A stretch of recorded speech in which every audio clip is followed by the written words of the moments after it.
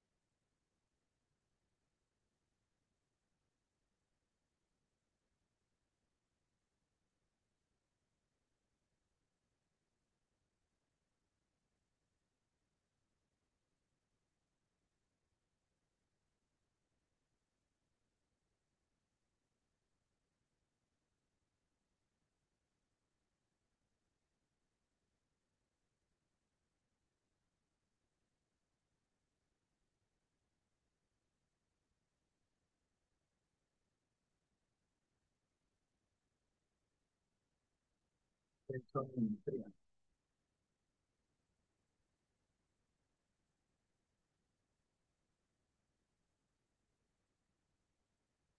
Vamos a ponerles space a todos. Están que yo los apoyamientos. ¿Verdad? Es complicado. Estaba en la universidad, por su caso.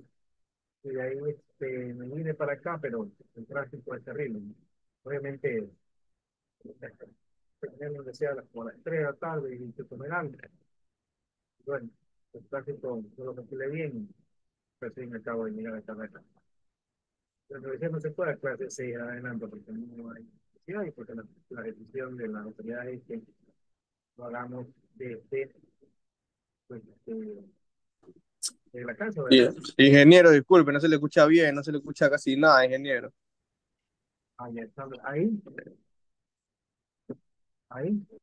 Ah, se le escucha bajito. Bueno, lo que pasa es que ahí tengo un problema de audio en el micrófono. Yo compré una computadora todo en uno, chiquitita, esa mini, y no tiene para conectar, o por lo menos he intentado conectar el audio y el Ahí micrófono. se le escucha un poco mejor ahí. Sin embargo, pues no pueden, pero tengo que el micrófono o el cable, de ahí estoy hablando. Bueno, a ver, más o menos así, haciendo un poco la voz, y le he puesto asistencia a todos, comprendo pues como el problema que tenemos todos en asistencia, eh, de la casa por la falta de energía.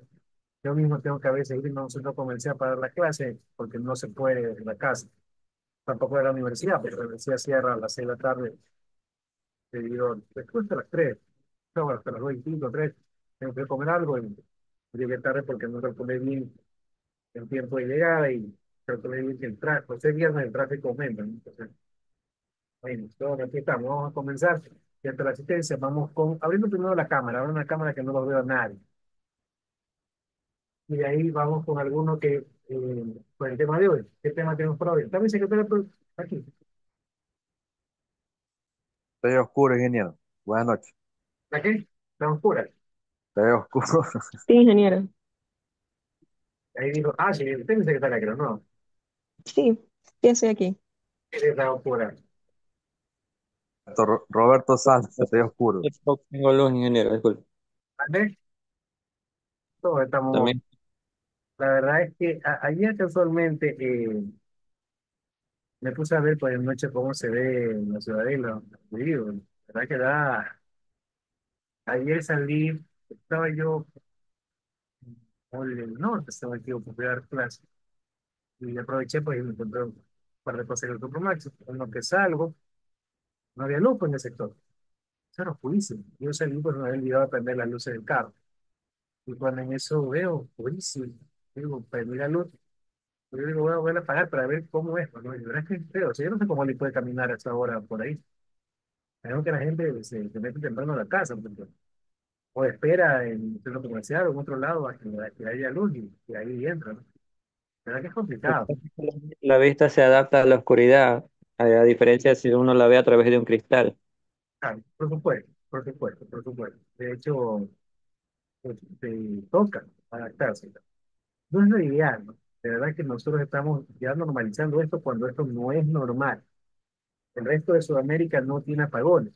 Exacto, no es normal esto.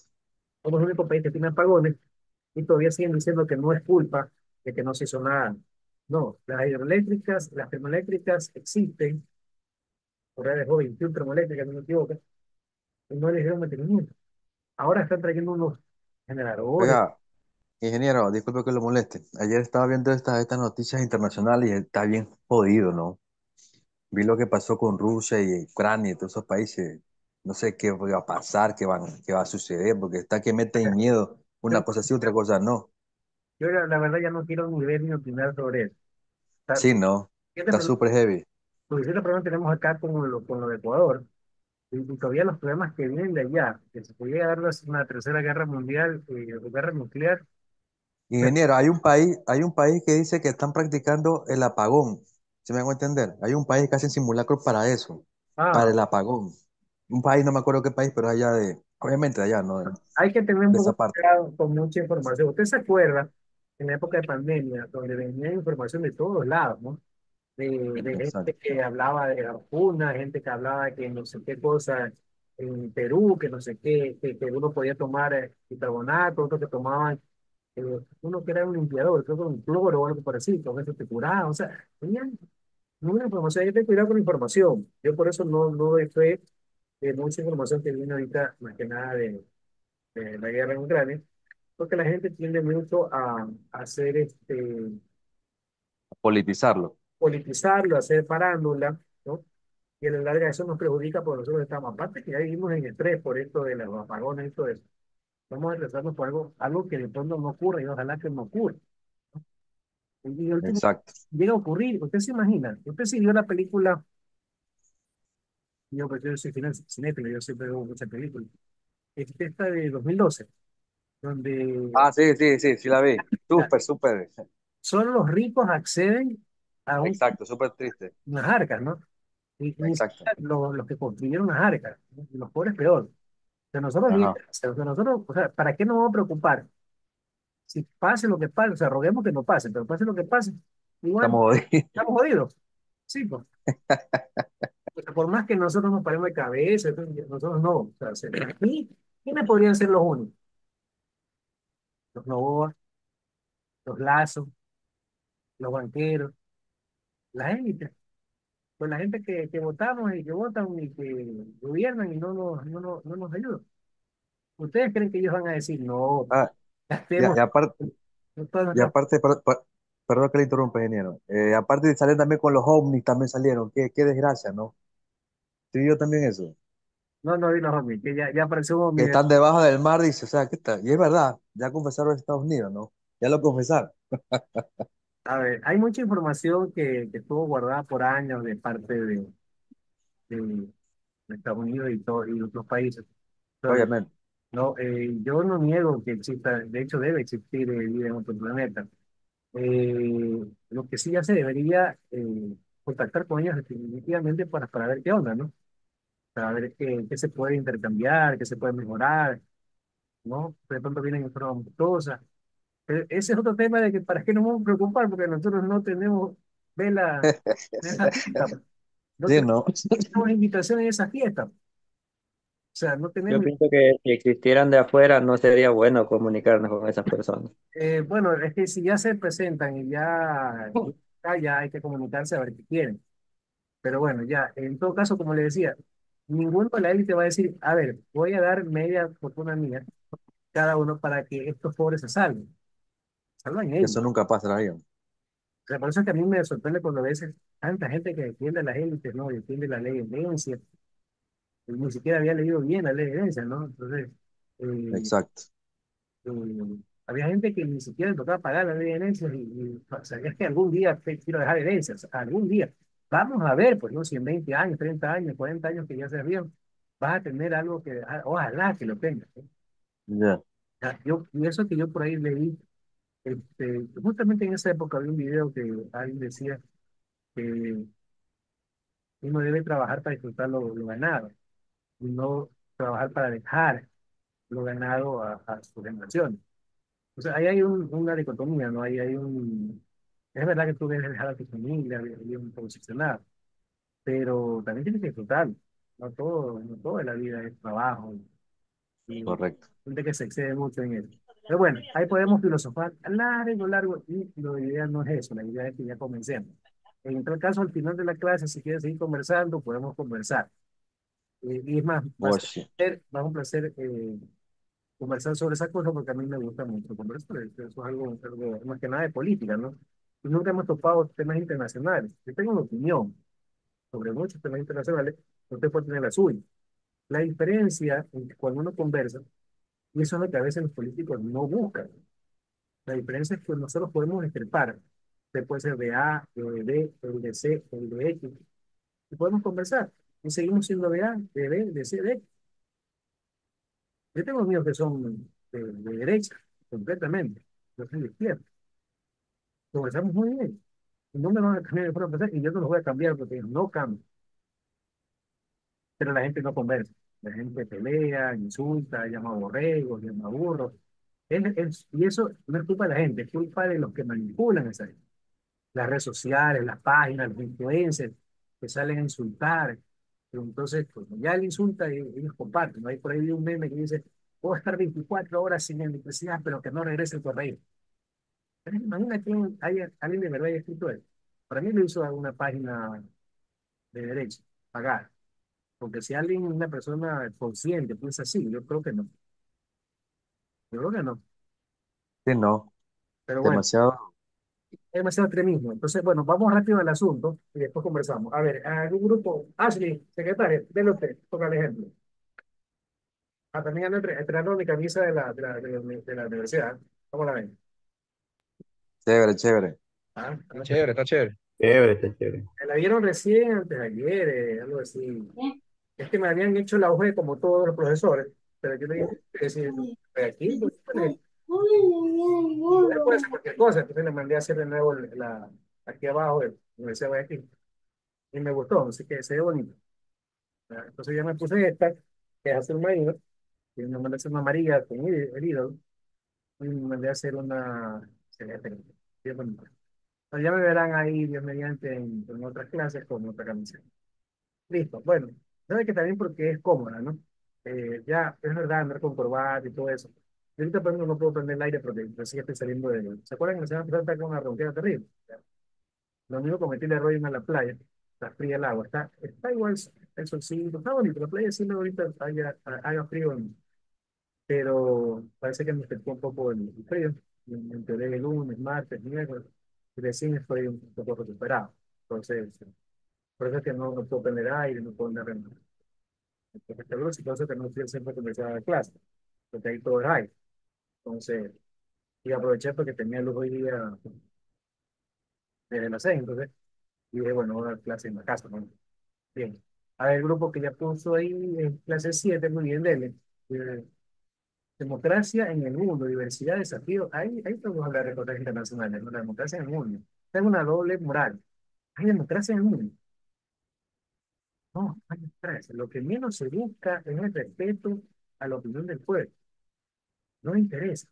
Interesan los intereses de las transnacionales, de los bancos, de la élite. No le interesa lo demás. Porque si no, el policía del mundo siempre, Estados Unidos siempre anda atrás de la democracia, ¿no?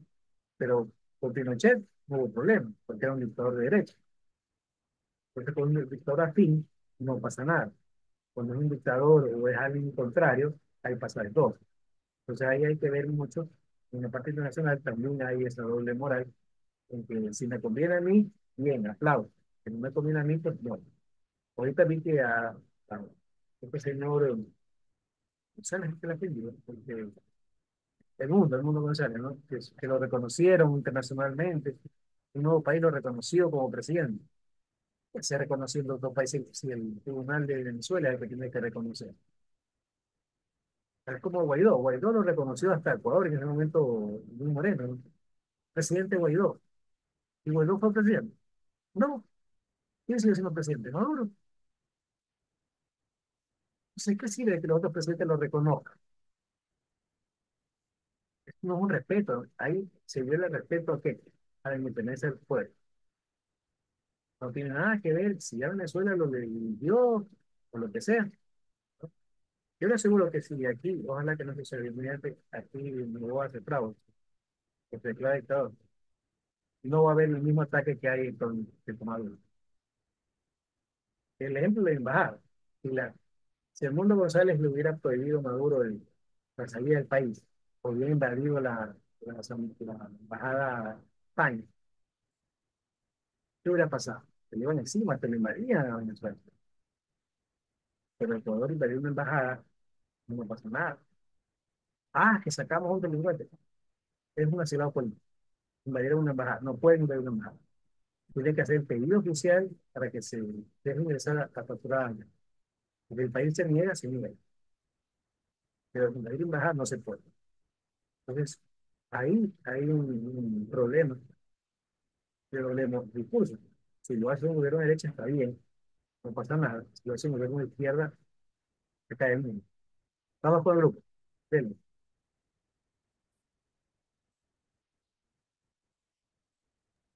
Buenos días, compañeros, docentes. Nosotros somos el grupo uno, la democracia en el mundo, diversidad, desafíos y transformaciones.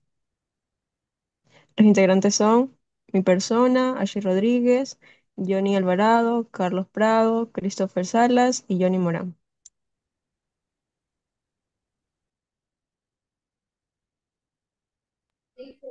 Buenas noches, compañeros. Tipo de democracia en el mundo. Democracia directa o participativa.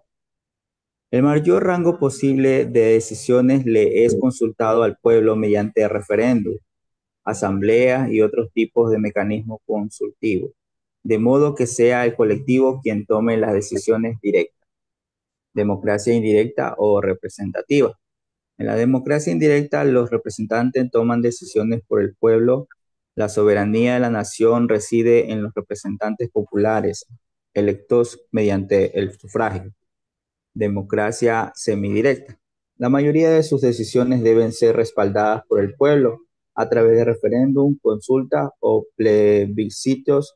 Mediante este tipo de democracia se busca dar con una opción intermedia.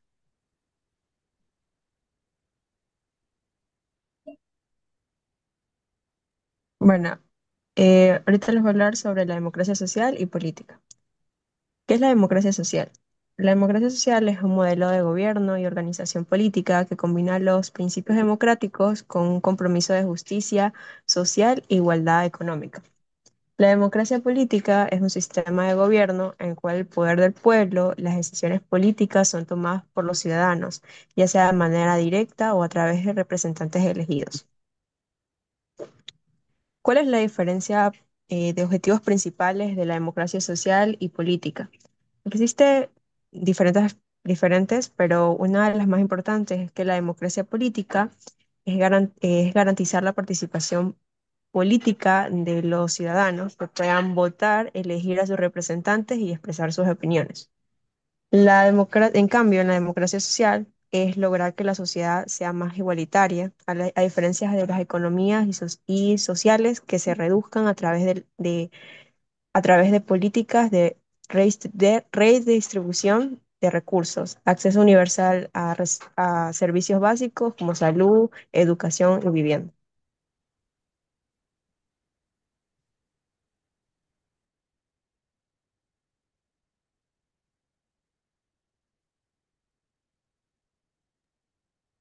So, la democracia, Estado plurinacional, ¿no? Después de 168 años de vida republicana e independencia del sistema colonial, y como resultado de la lucha del movimiento indígena, acontecido por primera vez en 1998, Ecuador reconoce el carácter pluricultural y multiétnico del Estado. En el 2008, el país se definió constitucionalmente como plurinacional e intercultural, legitimando los derechos colectivos como pueblos ancestrales.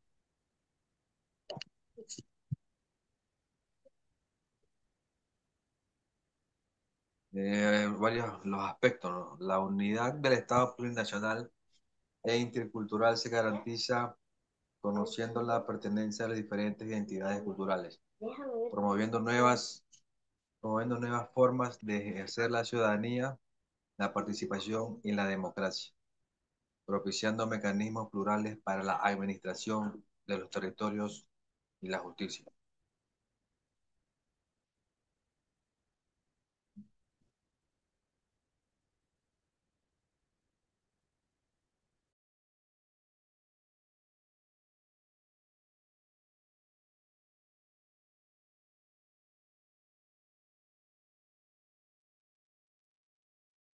Evolución histórica de las demandas sociales y de los pueblos indígenas en la Colombia, sometidos a un sistema servil de producción, sistema racista de denominación y negación de una identidad nativa.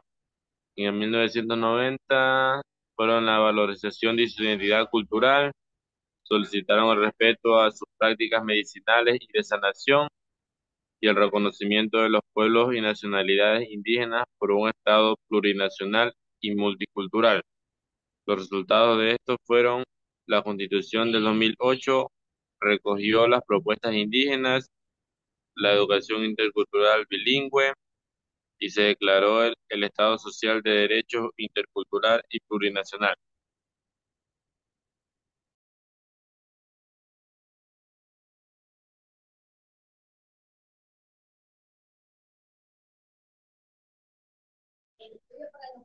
Buenas noches, ingeniero.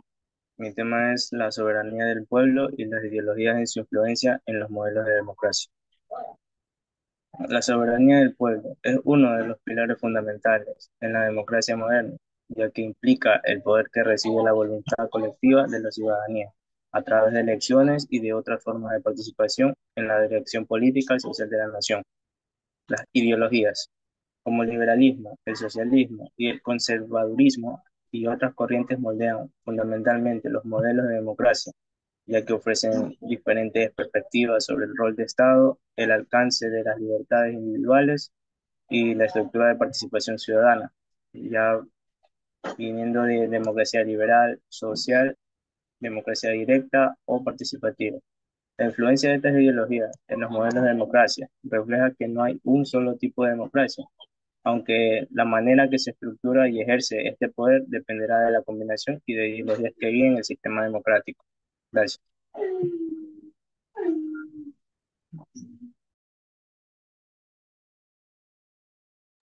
¿Algún otro compañero quiere exponer? Yo nombro a alguien. A ver, secretaria.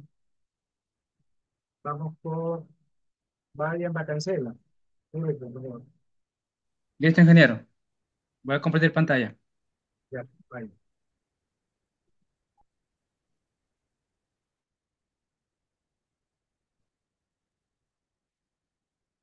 Ya. A ver.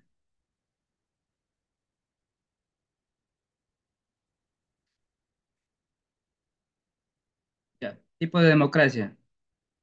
A ver, déjame centrar bien esto.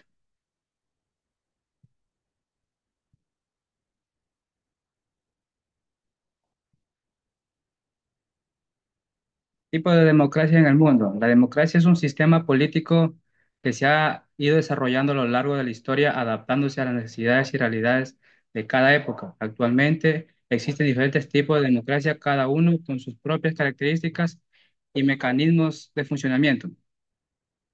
Democracia directa. La democracia directa es un sistema en que la ciudadanía participa directamente en la toma de decisiones, que se divide en tres secciones, que son asambleas populares, referendos e iniciativas ciudadanas.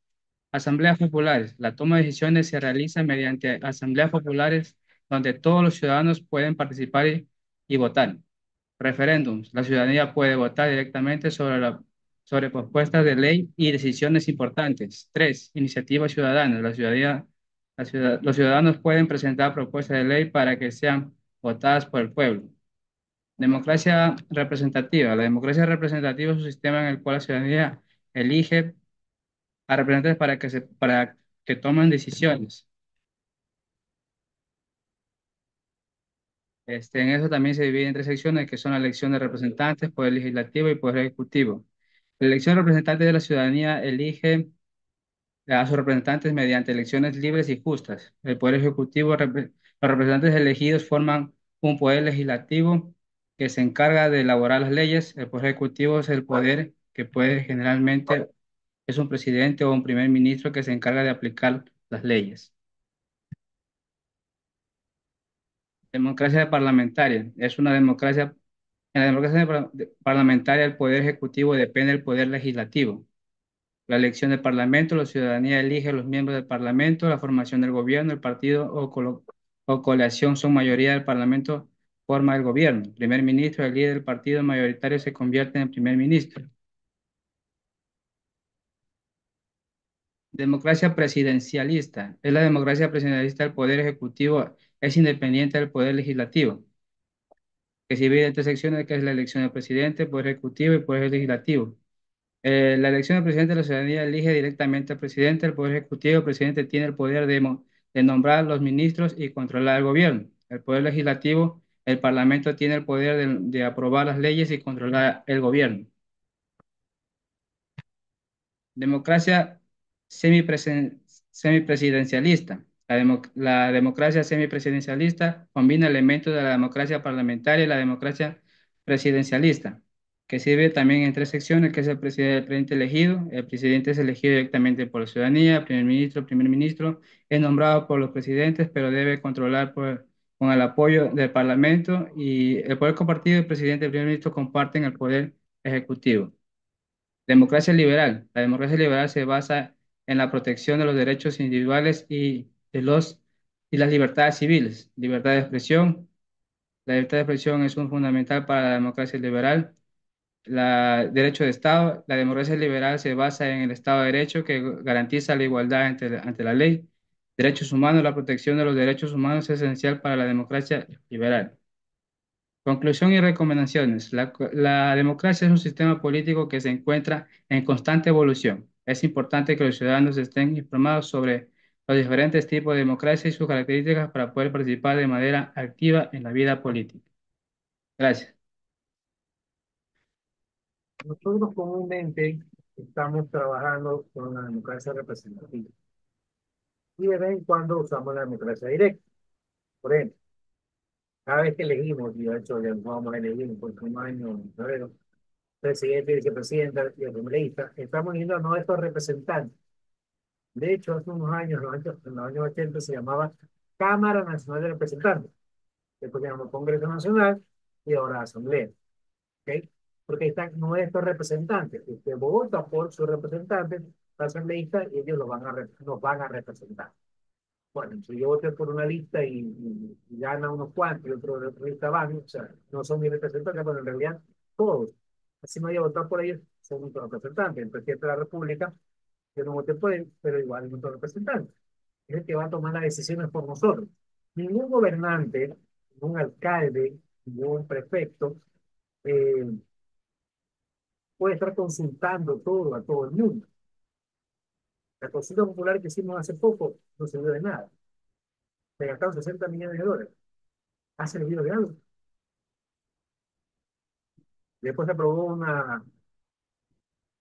salió un presidente a decir la ley no más apagones en la Asamblea. El presidente lo dijo en una cadena. Y miren, estamos como hasta 14 horas de apagones. Entonces, no, no sirve a veces la consulta, pero esa consulta es una democracia directa. Yo voy al pueblo y le pregunto, ¿estás de acuerdo con esto? ¿Estás de acuerdo con lo de acá? Y de ahí tomo decisiones. El problema es que le pregunto. Si le pregunto algo que lo puedo hacer yo, ¿para qué? ¿Está de acuerdo que yo haga ahora? ¿Está de acuerdo que haga escuela? ¿Está de acuerdo? No le puedo preguntar cosas obvias. Le tengo que consultar a lo que de pronto puede dar polémica y necesito saber el pueblo que decida. Por ejemplo, se le preguntó sobre Yasuní a la gente. Esa fue una iniciativa particular que yo particularmente voté no. No estoy de acuerdo que se deje de explotar el IPT. Y ahora no se ha explotado. No lo hizo Lazo, no lo hizo Novoa, y difícilmente logrará Novoa si lo reelige. A Luis, si gana, se lo van a exigir, porque ahí con eso el país deja de recibir muchos millones de dólares y se complica mucho más la situación económica del país. Ahora no lo ha cumplido este presidente y él no dice nada a nadie, no reclama nada de eso, del IPT. Pero eso fue una consulta, eso fue la democracia directa. ¿Por qué no puedo hacer yo democracia directa? Mucha, porque yo la puedo hacer, por ejemplo, aquí por mi casa, en la Ciudadela. De hecho, hay asamblea de perdón, asamblea de propietarios, de presidentes. En Barcelona, por ejemplo, yo fui a la asamblea de este año, la asamblea de socios de Barcelona. ¿Están de acuerdo con aprobar el presupuesto presentado? Tanto, tanto. Alzan la mano, ahí está, te da una paleta y dice sí o no.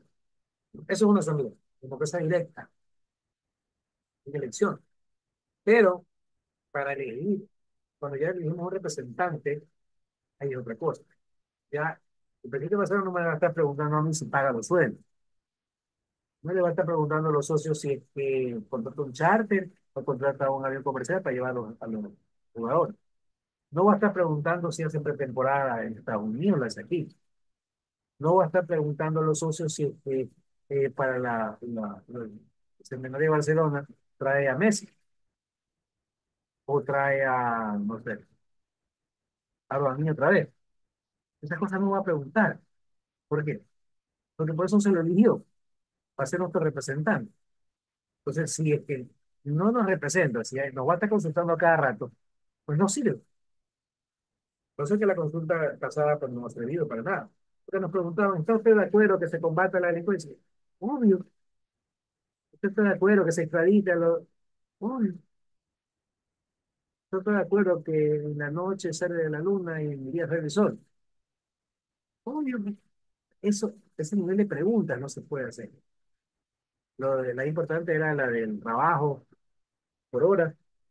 La otra, no me acuerdo cuál es. Habían dos que eran importantes, no más que lo que realmente quería el gobierno. Entonces, ahí está la diferencia entre democracia directa y democracia participativa.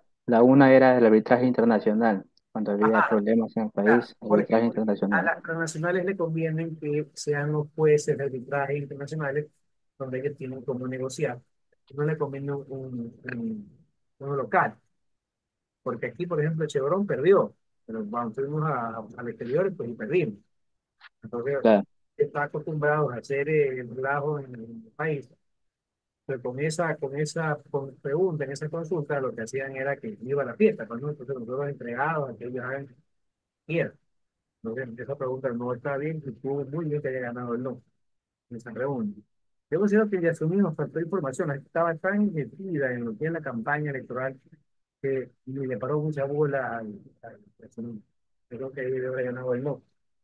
Pero en todo caso, eso como que usted se saca de la lotería y diga, no voy a gastar la plata, la voy a dejar para que mis nietos lo usen después de 50 años. Sí, es un pozo petrolero, usted dice, no lo voy a usar porque voy a salvar el planeta. Lo pueden explotar con cuidado, no con el mínimo contaminación y todo eso, pero tienen que utilizar los recursos que tiene el país. Aparte que en algún momento el petróleo por sí dejará de ser un cambio valioso. En el momento que la mayoría o todos los vehículos sean eléctricos, el consumo de gasolina va a bajar fácilmente. Que de hecho, por, e- por eso algunos, Estados Unidos, de hecho, la defensa de Estados Unidos, por ejemplo, a Bolivia y otros países de Sudamérica, le, le cogieron como un acto de guerra. Eso es el litio, hacerlo que pertenezca al Estado, no privado. claro, el problema geopolítico también es mucho los recursos naturales, ¿no? Eso también es importante. Bueno, entonces, bueno, ahí terminando un poco lo de la democracia. Yo tenía un video que es lo contrario de la democracia, la dictadura. No sé si la semana pasada lo puse. Las dictaduras son lo contrario de la democracia, en donde una sola persona maneja y dirige todo. Alguien ponía de ejemplo, es que Singapur se desarrolló, sí, pero tuvo 30 años de dictadura. Y cuando hay democracia, hay que tener cuidado con la democracia, porque a veces la democracia se vende o se rige hacia el mejor postor. Y de ser un país desarrollado, en de desarrollo, nos quedamos subdesarrollados, que escogemos mal, que elegimos mal. ¿Ok? Bien, pero entonces, ¿cómo puede un pueblo elegir mal? Manipulado. Ustedes se han preguntado en la Segunda Guerra Mundial, digo porque yo me gusta ver mucho y ver películas sobre la Segunda Guerra Mundial. ¿Cómo llegó Hitler al poder? Aquí engañó al pueblo alemán, pero ¿por qué lo engañó? ¿Cómo lo hizo? ¿Qué hizo para engañar al pueblo? Hasta el último, los alemanes estuvieron apoyándolo. No fue hasta que cuando los aliados, también la Unión Soviética, que realmente la que ganó la Unión Soviética, fue la que no llegó al frente de Hitler. Eh, Cuando ellos mostraron las atrocidades que había hecho Hitler, ahí realmente la gente abrió los ojos. Pero de hecho, inclusive cuando iba perdiendo la guerra en Alemania, los alemanes pensaban que iban ganando. Increíble, ¿no? Bueno, ese es el poder mediático. Imagínense hace 50 años, cuando fue? En mayo del 45, ¿no? Estamos hablando hace 80 años. 70 años. ¿Qué? 80 años, 84, 12, casi 80 años, Claro, 39 años, exacto. 80 años, imagínense, hace 80 años. Y ahora con las redes sociales, imagínense cómo se manipula. Pero ¿cómo manipulaban en esa época? Les tengo un video que es muy bonito, que lo acabo de encontrar. Se me ocurrió lo que estaban escuchando, lo que estaban hablando ustedes. Y dije que yo creo que sería bueno mostrarlo, no sería bueno verlo, porque va a mostrar un poco las estrategias políticas que hasta la fecha se siguen usando. ¿Ya?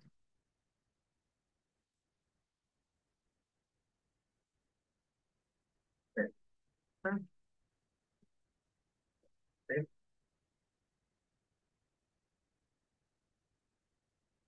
Entonces, es importante contextualizar que pocos años antes de lograr este doctorado, el imperio...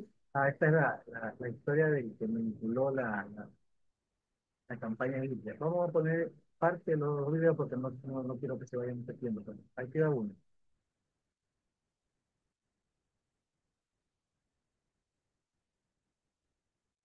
La carrera de Hitler al poder fue un proceso de... ¿Se escucha? ¿Se escucha? ¿Me confirman? Sí, sí, sí, economista. Sí, sí se escucha.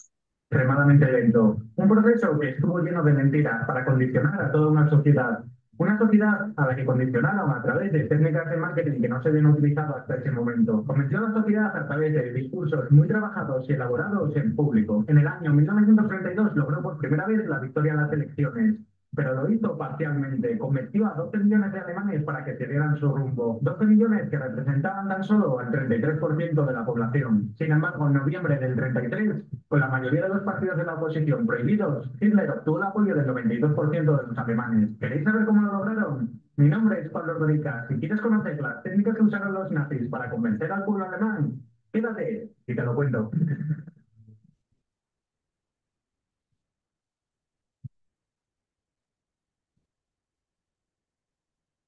Los nazis, pese al genocidio, la dictadura y las guerras, fueron pioneros a la hora de comunicar sus mensajes a la sociedad. Lo hicieron utilizando técnicas que no se habían utilizado hasta el momento a la hora de comunicar y utilizando también las tecnologías más avanzadas de aquella época. Una vez que Adolf Hitler llegó al poder, creó el Ministerio de Ilustraciones Públicas y Propaganda para darle forma a la opinión y a la conducta del público alemán. A continuación vamos a ver las 7 claves o técnicas de comunicación que utilizaron los nazis para convencer a todo el pueblo alemán. Los nazis utilizaron eficazmente la propaganda para obtener el apoyo de millones de alemanes durante la democracia y posteriormente durante la dictadura, con la intención de conseguir facilitar la persecución, la guerra y hasta el genocidio. Los estereotipos e imágenes de la propaganda nazi no eran nuevos, pero el público al que estaban dirigidos ya estaba familiarizado con ellos. La propaganda nazi jugó un papel integral en el avance de la persecución y finalmente de la destrucción de los judíos en Europa, ya que incitó al odio y fomentó un clima de indiferencia por el destino de los mismos. Una vez que los nazis tomaron el poder en 1933, Hitler estableció un Ministerio del Reich para Ilustración Pública y Propaganda, a cargo de Joseph Goebbels. La función que tenía este ministerio era asegurar que el mensaje nazi se comunicara de una forma eficaz a través de cualquier medio de comunicación de aquella época. La propaganda también fomentaba la pasividad y la aceptación de las medidas propuestas contra los judíos, ya que éstas parecían mostrar que el gobierno nazi intervenía y que restablecían el orden. También intentaban engañar a los gobiernos extranjeros, incluidas a las grandes potencias europeas, para convencerlos de que la Alemania nazi solo estaba haciendo exigencias razonables de concesiones y anexos. Las películas jugaron un papel importante a la hora de transmitir el mensaje de la superioridad del poderío militar alemán y de la maldad intrínseca de los enemigos. En muchas ocasiones, las temáticas de estas películas representaban a los judíos como criaturas subhumanas que se infiltraban en la sociedad aria. Los diarios en Alemania imprimían tiras cómicas que usaban. Ellos crearon un enemigo falso, ¿no? Eso lo vi en otro documental. Ellos crearon un enemigo falso. El enemigo es los judíos. Por los judíos, ellos perdieron la Primera Guerra Mundial. Entonces, poco a poco la gente se fue creyendo eso. Y por eso es que se justificaba cualquier ataque a los judíos. Inclusive mucha gente denunciaba a los judíos y lo veían y no los ayudaba. Porque hubo gente que los ayudó, ¿ya? Pero crearon un enemigo. Para crear un enemigo, hace dos bandos, polarizan, ¿no? Y como el otro enemigo no estás tú con ese, porque tú no eres judío, tú eres alemán, estás con los alemanes, pero estás con el presidente, creas un enemigo. Como ahorita, ¿no? El enemigo es el narco, la delincuencia, correísmo, ¿no? Y el bueno es el otro. Pues creas un malo y creas un bueno. Para que digas, apóyame, yo soy el bueno. ¿Ya? Y así mismo, Hitler era el bueno, que tenía que ser apoyado por su pueblo contra el malo que eran los judíos. Obviamente pues, no era así, pero así lo intentó hacer. Caricaturas antisemitas para representar a los judíos. Después de que los alemanes iniciaran la Segunda Guerra Mundial con la invasión de Polonia en 1939, el régimen nazi utilizó la propaganda para inculcar en los ciudadanos y en los soldados alemanes que los judíos eran no solo subhumanos, sino también peligrosos enemigos del Reich alemán. El régimen intentaba obtener el apoyo o por lo menos la aceptación respecto a las políticas dirigidas a expulsar permanentemente a los judíos de las zonas de asentamiento alemanas. Durante la implementación del asesinato masivo de los judíos europeos, los oficiales de la SS a cargo de centros de exterminio obligaban a las víctimas del Holocausto a mantener el engaño necesario para deportar a los judíos de Alemania y la Europa ocupada si tuviera dificultades. Los oficiales de los campos de concentración y de los centros de exterminio forzaban a los prisioneros a enviar postales a sus casas diciendo que los trataban bien y que vivían en buenas condiciones. De esta forma, las autoridades de los campos usaban la propaganda para cubrir las atrocidades y el asesinato masivo. Cualquier dictadura necesita un líder, y los nazis encontraron en Adolf Hitler a la figura adecuada para hacerlo. El intenso deseo del público de contar con líderes carismáticos ofrece un terreno fértil para el uso de la propaganda. A través de una imagen pública cuidadosamente orquestada del líder del partido nazi, Adolf Hitler, durante un periodo políticamente inestable. La propaganda nazi facilitó el rápido ascenso del partido nazi hasta alcanzar el control de la nación. Los materiales de la campaña para las elecciones de la década de 1920 y los primeros años de la década de 1930, así como los convincentes materiales visuales y las presentaciones en público atentamente controladas, se unieron para crear un culto alrededor de Adolf Hitler. Su fama creció a través de los discursos que pronunciaban las grandes concentraciones, los desfiles y la radio. Los propagandistas nazis mostraron a Hitler como un soldado listo para el combate, como una figura paterna y como un líder elegido para rescatar a Alemania. Utilizaban técnicas modernas de propaganda para la época. Unas técnicas que incluían imágenes fuertes y mensajes simplificados. Ayudaron a impulsar a Hitler de ser un extremista poco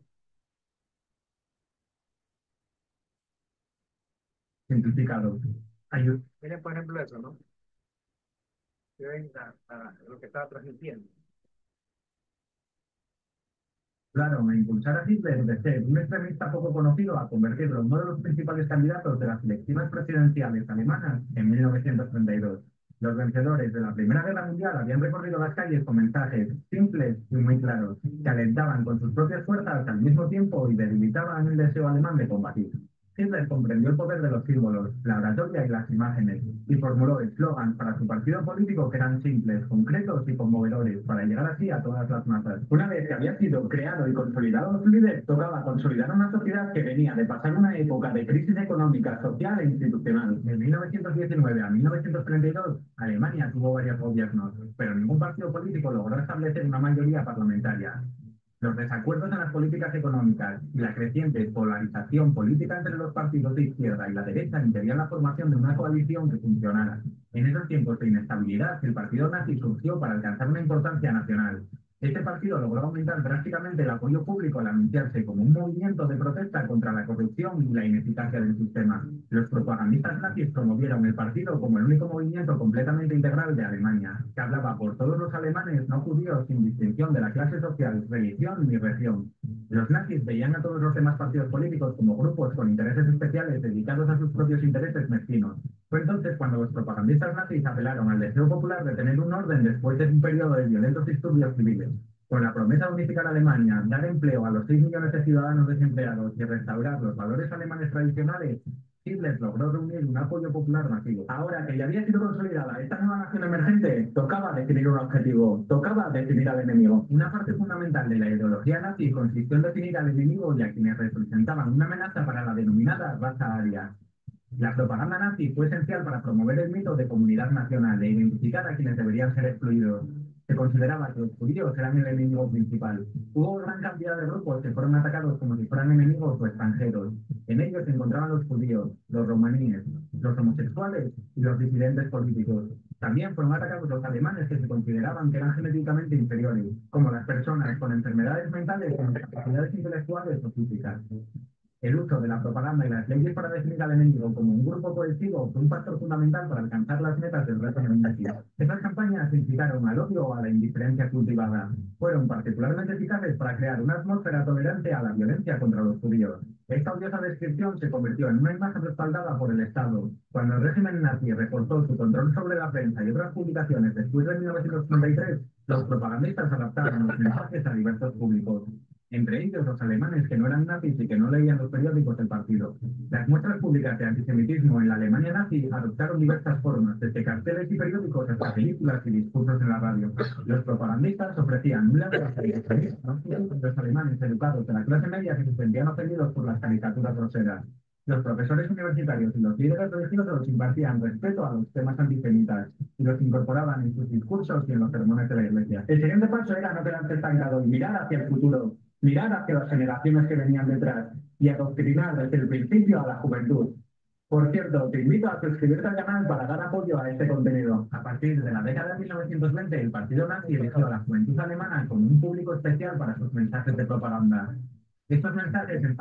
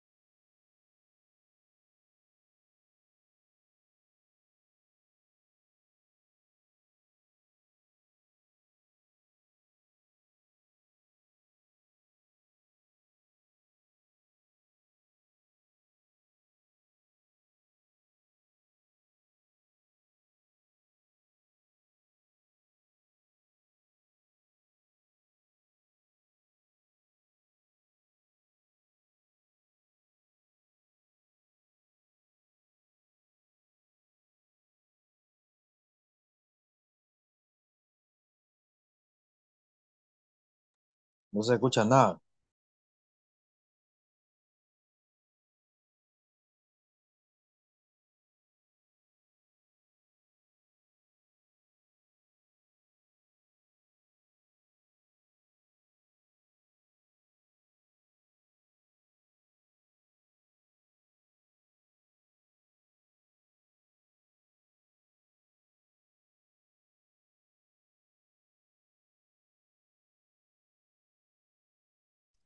No se escucha nada, ingeniero. El video está en silencio.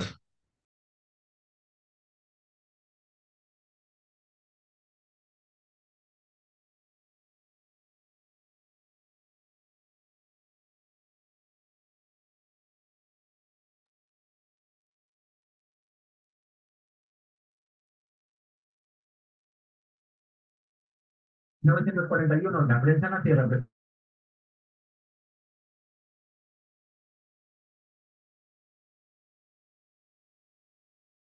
Los nazis utilizaban con frecuencia la propaganda para ocultar sus objetivos políticos y engañar al público alemán e internacional, con el fin de ocultar sus verdaderas metas ideológicas y justificar la guerra y la violencia contra civiles inocentes que describían a Alemania como una víctima de la agresión aliada y judía. Hitler y los líderes nazis diseñaron un falso ataque polaco contra la estación de radio alemana para ocultar y justificar su invasión a Polonia. Para desviar las críticas sobre sus actos, los líderes de la Alemania nazi acusaron a los aliados y a los judíos de difundir mentiras maliciosas de historias de atrocidades. Los propagandistas nazis disfrazaron las políticas genocidas del régimen contra los judíos de Europa, argumentando que estaban reseteando a la población judía. Como veis, los nazis lograron someter a toda la sociedad alemana con técnicas muy novedosas para aquella época, pero que estaban plagadas de mentiras. Esto ha sido todo. Hasta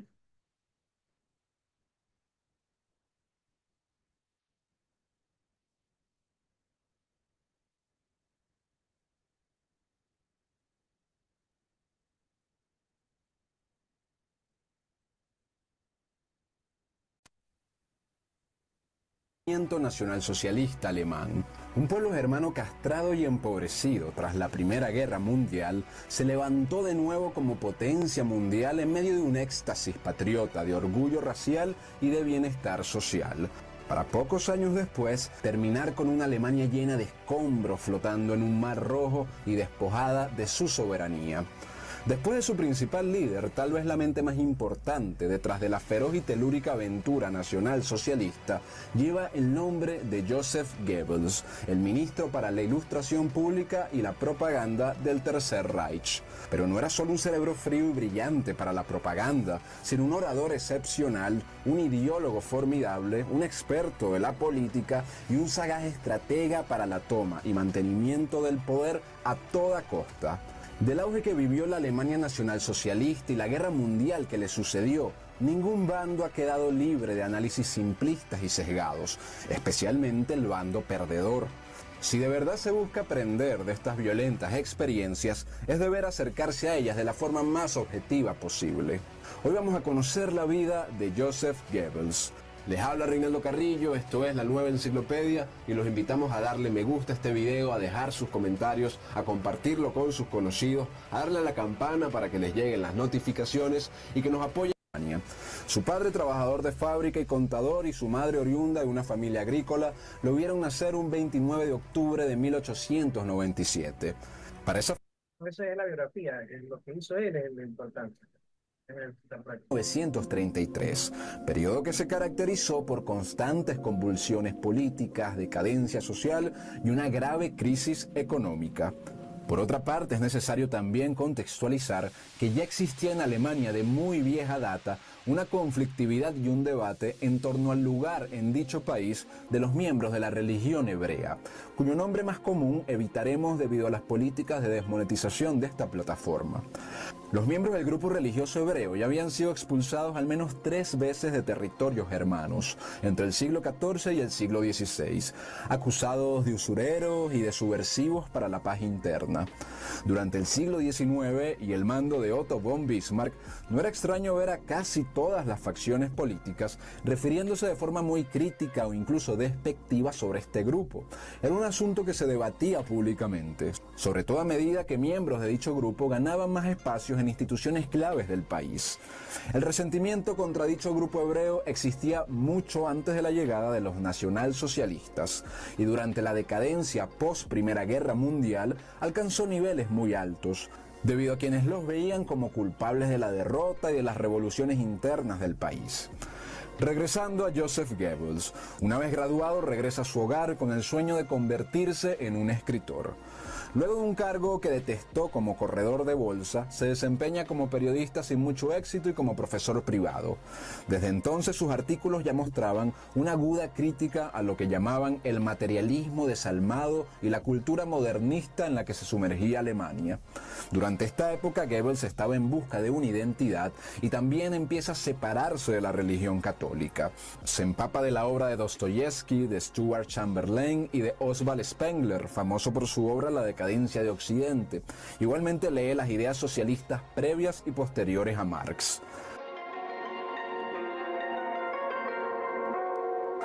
Para 1923 se empieza a interesar en el Partido Nacional Socialista Obrero Alemán. Este partido había sido fundado en 1920 y su génesis estaba en los grupos de antiguos soldados que se habían unificado para combatir distintas revoluciones comunistas que se levantaron sin éxito en diversas regiones de Alemania. Defensores de un etnonacionalismo afín a una suerte de socialismo conservador que venía desde la época de Otto von Bismarck, contrarios al capitalismo y al marxismo, el partido capta el interés de Goebbels tras el fallido golpe de Estado liderado por un señor llamado Adolf. Convencido con el programa del partido y el carisma de su líder, se une formalmente en febrero de 1925 y en muy poco tiempo empieza a destacar por su talento para combinar las letras y las ideas políticas, sumado a una excelente oratoria. Adolf logra ganarse la lealtad de Goebbels, quien por un tiempo se encontró vacilante entre las pugnas del liderazgo interno del partido. Para 1926, Goebbels es nombrado como líder de distrito del partido para Berlín. La metrópoli berlinesa era uno de los espacios más débiles del partido, pero Goebbels no tardó en infundir de un nuevo dinamismo a la seccional, tomando control de las SA y las SS y emergiendo como un hábil organizador y orador público. Tenía la desafiante tarea de ganarse el apoyo de las masas trabajadoras que eran muy proclives a la izquierda marxista, mientras buscaba también simpatías dentro de las clases medias. En esta etapa en Berlín, Goebbels empieza a desarrollar técnicas novedosas, no solo de propaganda, sino de articulación política en general. Él decía que aquel que conquista las calles conquista la masa, y aquel que conquista la masa conquista el Estado. Empieza a organizar pequeñas marchas ceremoniales vistosas en las calles con cantos y banderas, alenta choques callejeros con comunistas que hicieran publicidad al partido, innova en el diseño y el tipo de frases que se usaban en los panfletos y en los pósters. Sus discursos eran muy bien planificados y ensayados, así como toda la puesta en escena. Funda asimismo su propio periódico y funda una escuela de formación y oratoria, entendiendo que por encima de libros y programas políticos económicos, la gente seguiría sobre todo a predicadores. Goebbels tampoco perdió oportunidad para hacer uso del humor y el sarcasmo, era muy hábil para hacer chistes sobre el adversario. Cuando el canciller Brüning se negó a aparecer en el debate al que lo había retado, Goebbels debatió en el auditorio contra una silla vacía con una foto del canciller y una grabación de sus discursos, con un ingenio y una ironía que provocaba carcajadas en el público berlinés. Así, Goebbels es arquitecto de las bases que permitirían al partido expandirse abismalmente en los próximos años.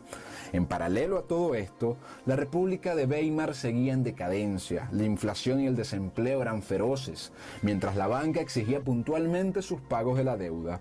El panorama político era convulso con el crecimiento de grupos marxistas, mientras los liberales, conservadores y socialdemócratas en el poder no garantizaban la estabilidad.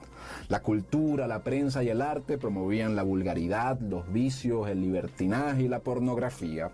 El gentilicio alemán se sentía castrado, habiendo pasado en pocos años de un imperio vigoroso a una república degradada. No pocos alemanes, entre ellos Joseph Goebbels, veían con sospecha y resentimiento la alta presencia de miembros de la religión hebrea en los principales puestos de los partidos comunistas, socialdemócratas y liberales, en los principales periódicos y estudios de cine, en la banca prestamista, en los fondos capitalistas que compraban propiedades alemanas a precios devaluados en plena crisis.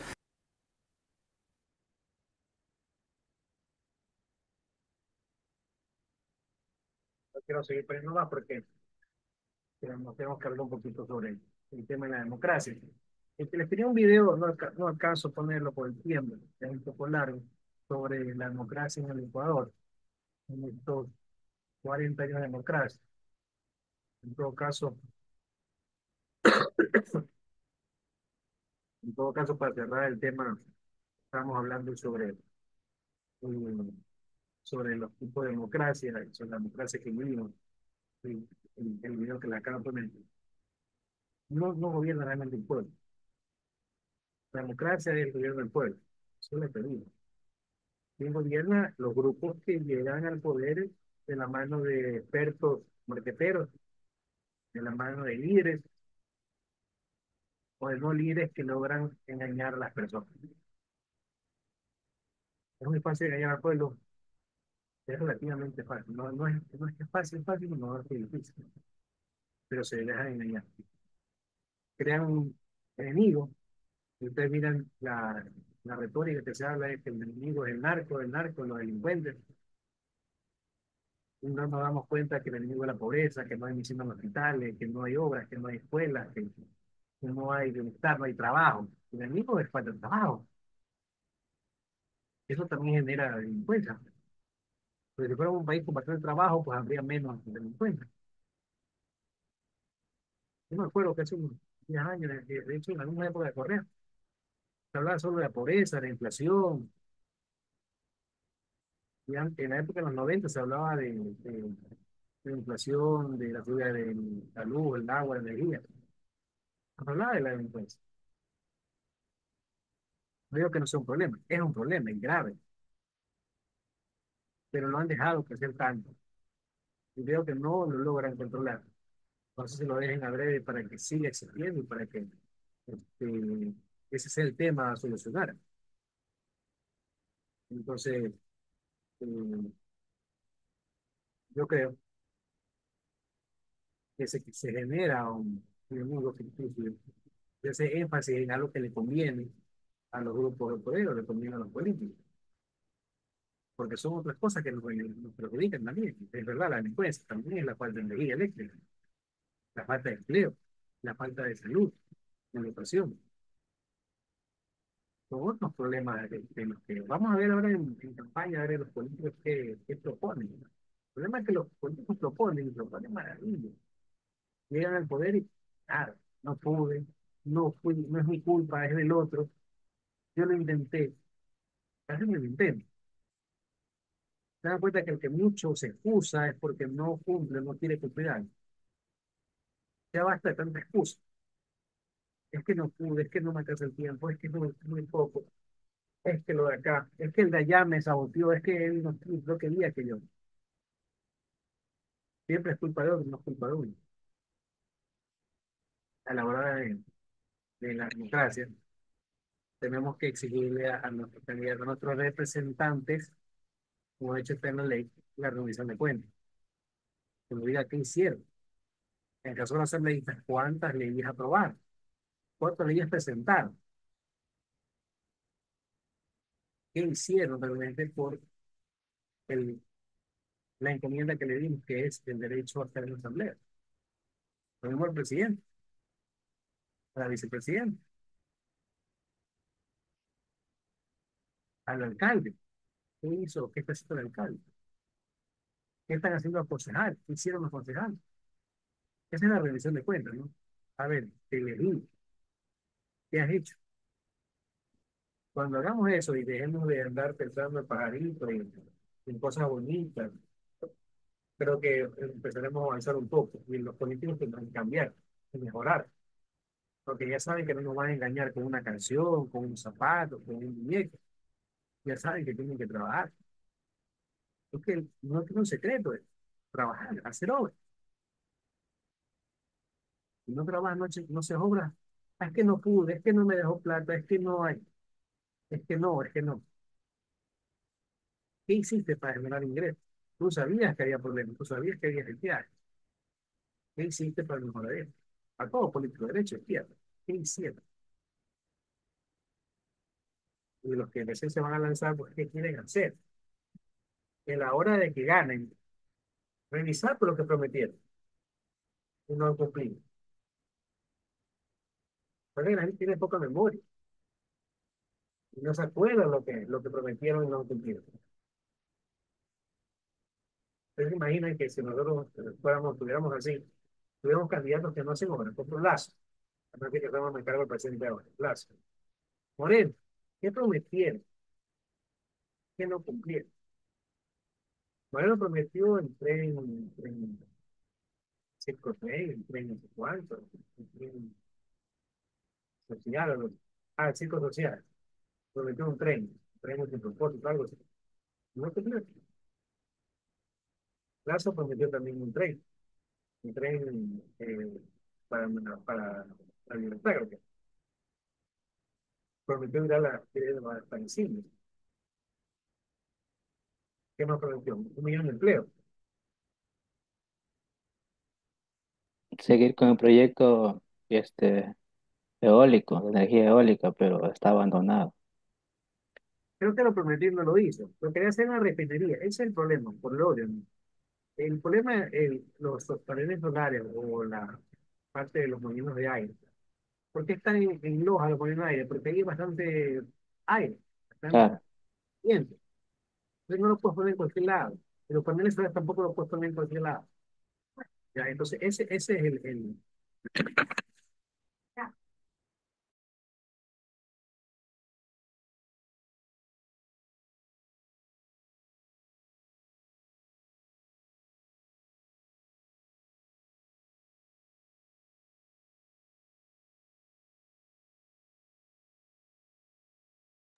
bueno. Entonces, ese es el problema. Si nosotros a nuestros representantes los que votamos por ellos, yo no les voy a decir por qué votar, no tengo que ustedes hacer, pero revisen si cumplen o no cumplen. Vamos a estar votando siempre por los que no cumplen. De hecho, es que nos dejamos llevar, yo eso le digo a veces con compañeros de trabajo, que por propaganda, así como usted nos mostró que antiguamente en la segunda, cuando se lanzó Hitler, por propagandas. Lastimosamente aquí se han dedicado a hacer una propaganda, a hacer un círculo mediático de quién es más chévere, quién es más bacán, y la gente se deja llevar de eso en vez de, ¿sabes qué? Con un clic investigar qué va a hacer esa persona. yo me acuerdo que de pequeño, yo era un niño prácticamente, en el año 54 ganó tres correos. Yo tenía haber tenido 8 años. Yo me acuerdo que yo cantaba la canción de tres correos. Dice, hay que salvar al Ecuador. El hombre que puede hacerlo es León Pérez Cordero. Unido en un abrazo, con León se puede. Ah, me acuerdo, ¿no? Porque yo la cantaba, pues. Yo era peladito, pues niño, salía a la escuela, estaba en el tiempo que en San José de la Salle. Y era pegajoso esa canción. Yo a mí la votó por nuestro correo, yo no votaba, tengo 8 años. León cumplió. Bueno, dentro de la gobierno derecha, que yo no soy de derecha, León se hizo obra. Claro, hizo una canal de Guayaquil para ganar la escuela de calidad, todo lo que quiera, pero lo hizo. Pero de ahí vino Bora, o bueno, Hurtado antes de correr. De ahí vino Sixto, el presidente de Sixto y el vicepresidente de ahí. De ahí vino Bonalbalano Duró, vino Arcón, vino Maguad, que guardó la banca. Cero obras. Y había como ahora, ¿no? Desempleo, delincuencia, migración. Después vino Lucio, que prácticamente ganó como de izquierda y tampoco cumplió.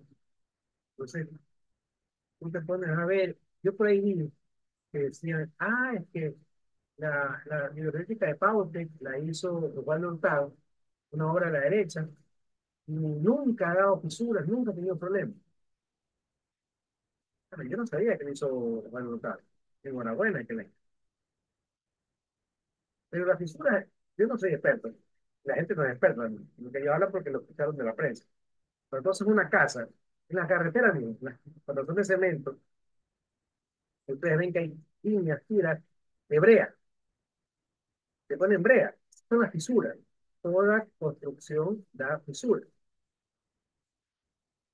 en concreto. Por eso es que hacen cuadros, lo hacen por cuadros la pavimentación de concreto. Porque si lo hicieran de una sola, habría mucho más fisuras. Algo así la explicación que me dieron.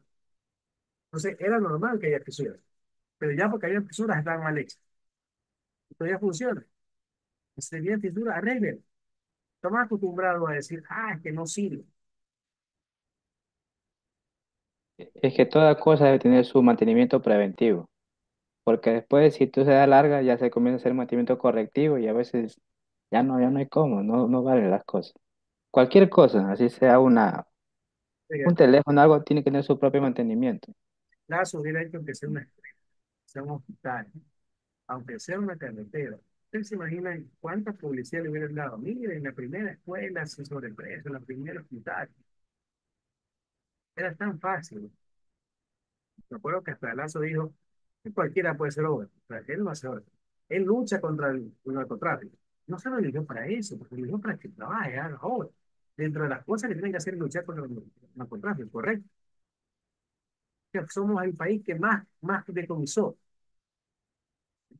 Muy bien, aplausos, pero ¿y? ¿Terminó la droga? No. ¿Y arreglaste los demás problemas del país? ¿O solo te elegimos para que comiences droga? Te elegimos para que hagas horas y para que esté mejor, para que tenga empleo. Él dijo que iba a generar 1 millón de empleo. Y no generó. Entonces son cosas que uno eh, que tiene otra visión, pues lo analiza, ¿no? Lamentablemente los otros se han llevado. Te aseguro que si Lazo se volvieran a lanzar a la final lo vuelve a ganar, porque la gente tiene memoria corta, ¿no? Tiene memoria muy corta.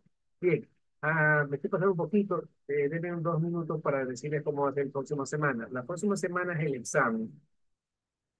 El examen es sencillo, no me equivoco, tengo unas 40 preguntas. Son de verdad el paso, complete, selecciones. Por ejemplo, las funciones del Estado son tres. Te pongo abajo la opción. Perdón, las funciones del Estado son, y abajo te pongo 1, 3, 5, 7. Ingeniero, ¿Cuánto? ¿cuántas preguntas va a poner? 40. 40. ¿Cuál sería la respuesta? Las funciones del Estado son 1, 3, 5, 7. ¿Cuál es la respuesta correcta? 3. Entonces, 5. fíjense,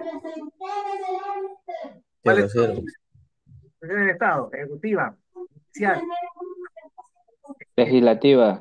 partido social, Y Legislativa. Participación ciudadana. la elección, la electoral. ¿Ok? electoral, exacto. 5. Así, preguntas así, son sencillas, o sea, son bastantes, porque realmente los temas van a terminar en media hora. Yo por experiencia, yo tengo un montón de preguntas de 100 y siempre tomo 40, de ahí sale sorteado, no, el sistema lo busca, y sale en media hora. Son realmente sencillas, y el promedio de nota siempre es 9, 9,5, 10, 8, la más baja creo que fue 7, una vez con el alumno parece que no había repasado nada. Tienen que leer bastante, no son difíciles, no van a contar. Hay una lección que arranca, estamos metidos, ya arrancó, pero arranca hoy o mañana, termina el domingo. Tienen que hacerla, son 10 preguntas nomás, vale 10 puntos, una lección. Eh, se llama ay, porque no era repaso, está en la parte del bloque de cierre. ¿Ya? Entonces ahí usted tiene que hacer y ahí se da cuenta de las preguntas, ¿no? Otra cosa, el examen va a ser asincrónico, significa que no deben estar conectados. Yo mediante el próximo viernes, yo voy a hacer el examen desde las 6 de la tarde hasta el día siguiente, 6 de la tarde. Todo el día para hacer. ¿Por qué? Digamos que usted, como ahora me dijeron, me llega la luz, profe, a las 7 de la noche. Yo no les puedo poner el examen a las 6. Entonces, los que lleguen a las 7 lo hacen a las 7:30 hasta las 8:30. Pero dura 1 hora. O sea, igual, el que le dé todo un día para hacerlo, no significa que tiene todo el día para pensar la pregunta. Igual dura 1 hora. En el momento que lo abre, usted arranca el tiempo. 1 hora. ¿Ok? Y lo termina. Pero si usted le llegó a la luz a las 7, pues comienza a 7:15, 7:30 y termina a las 8:30. Si usted le regresa la luz a las 9 de la noche, a esa hora se conecta y lo hace. Si usted le regresa la luz en la mañana, a las 6 de la mañana, se conecta y lo hace. Va a estar de 6 de la noche hasta las 6 de la noche del día siguiente. Además, le he dado dos opciones. ¿Qué significa? Usted hace la primera, sacó 7. Bueno, voy a hacer la segunda. Prueba suerte, en la segunda saca 8. ¿Cuál le queda? La nota más alta, 9, 8. En la segunda saca 9, le va 9. En la primera sacó 9, en la segunda sacó 8. ¿Cuál le va? Le va el 9. Siempre le va a ir la nota más alta. Vamos. Se le fue el internet, lo vuelve a hacer. Le tiene dos opciones, lo vuelve a hacer y ahí saca su nota. ¿Ok? A mí me preguntaba algo. ¿No? Bien. Entonces, Entendido, entendido. Una consulta, economista. Referente al video de la clase 7 que se sube solamente con la diapositiva o también tengo que enviar la información investigada, o sea, el documento en Word. claro, todo, como siempre, como siempre. Está En lo Word- mismo. pero también el Word también tocaba subir el documento. Sí. Ah, ya listo. Gracias. Igual yo no he calificado todavía, no tenemos tampoco calificación, voy a tratar de calificar mañana, el domingo o durante exámenes, porque también comprendo que no hay energía eléctrica y también podemos poder comprarme la real. ¿Ok? ¿Hay algo más? Listo, niños, nos vemos. Luego, entonces, viene si Dios. Nos vemos el próximo viernes. Si Dios quiere. Un abrazo para el fin de semana.